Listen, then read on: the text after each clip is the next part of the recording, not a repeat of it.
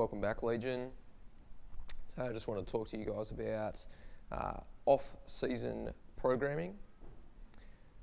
So to define the off-season, to me, we're talking about either very little to no sport-specific training at all. So no competitions, no games, no sport-specific training, no training sessions.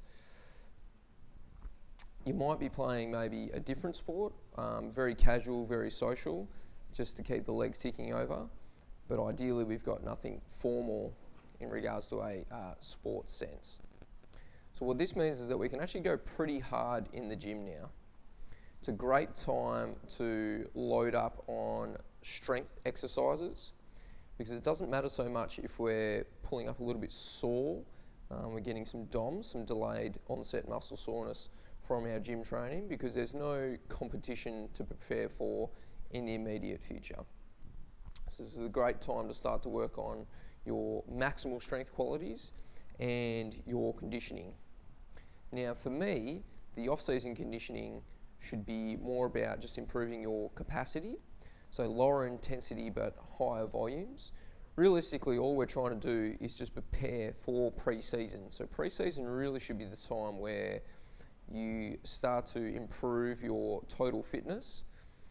I'm not entirely convinced that we should be getting fit for pre-season.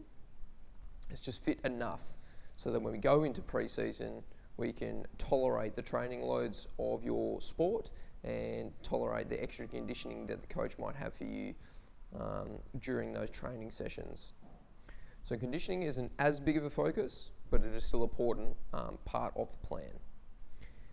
However, we can really start to load up on the strength work. So we can be in the gym working on our big lifts.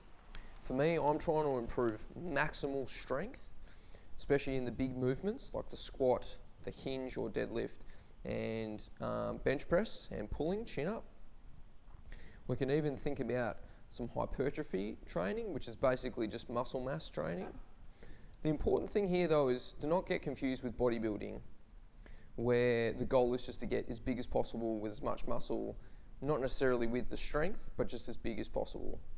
Ideally, we're trying to increase muscle in the specific areas that are going to help us in the future without running, jumping, sprinting, and throwing.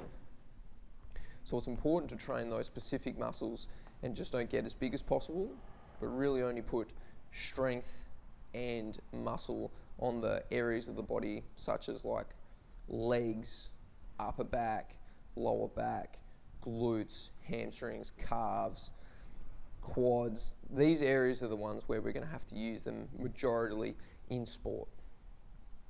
Now in regards to how often we should train, 3 to 4 times a week is probably more than enough.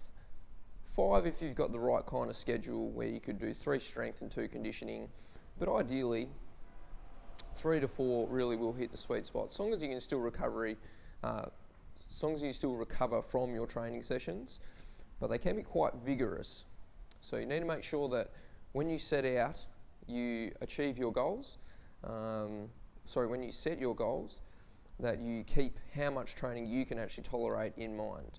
So if you can't do 4 days a week because it's too much from a work schedule, then try and not shoot for 4 days and just shoot for 3. You can still get plenty of good training in during that time.